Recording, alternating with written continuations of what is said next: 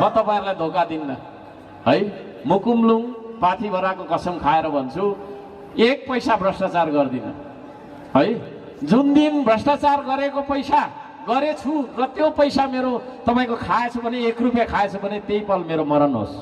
पाथीभरा मातालाई म हैन तपाईको छैन सुम्निमा पारुहाङलाई पनि मैले अस्ति तपाईको छैन भाकेर भनेको छु सालपा सिलिचुङमा। आज म यो पवित्र थलोमा उभिएर भन्छु, म त्यति धेरै इमानदार मान्छे हो। तपाईहरुले देख्नु भएको छ मैले वर्ल्ड रेकर्ड राखिदिएँ। काम गरेर विश्व रेकर्ड राख्ने नेपालमा अरु कोही पनि छैन। हामी टालाटुली सरकारमा विश्वास गर्दैनौं, टालाटुली बटुली सरकारमा विश्वास गर्दैनौं।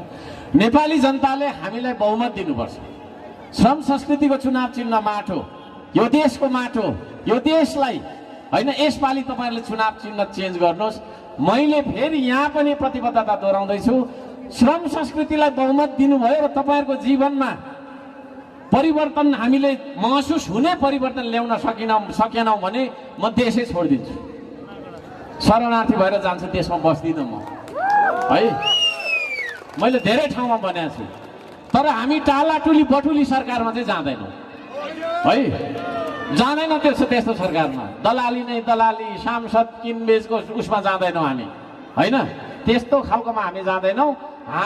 मैले भने हामीलाई तपाईहरुले बहुमत दिनुपर्छ। म सम्पूर्णलाई भन्न चाहन्छु मिडिया मार्फत हैन, अर्को साम्पाङलाई हेरेर भोट दिनुहोस्, अरूलाई नहेर्नुहोस्।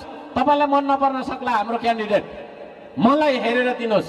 यदि म यो देशमा चाहिँ एउटा भिजन भएको मान्छे, मिसन भएको मान्छे र कणकणमा यो देश बाँचिरहेको मान्छे हो भने मलाई हेरेर भोट दिनुहोस् श्रम संस्कृति पार्टीमा।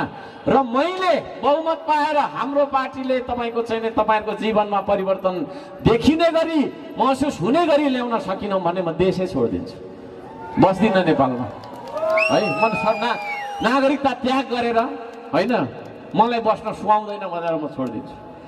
मैले यही प्रतिबद्धता दिएको थिएँ धरानमा।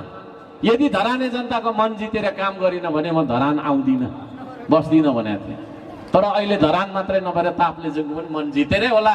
1 घण्टा भन्दा 2 घण्टा भन्दा धेरै मान्छे तपाईँ उभिएर यहाँ बसिराख्नु भएको छ हो। म तपाईहरुलाई धोका दिन्न है। मुकुमलुङ पाथीभराको कसम खाएर भन्छु, एक पैसा भ्रष्टाचार गर्दिन है। जुन दिन भ्रष्टाचार गरेको पैसा गरेछु र त्यो पैसा मेरो तपाईको खाएछु भने 1 रुपैयाँ खाएछु भने त्यही पल मेरो मरण होस्।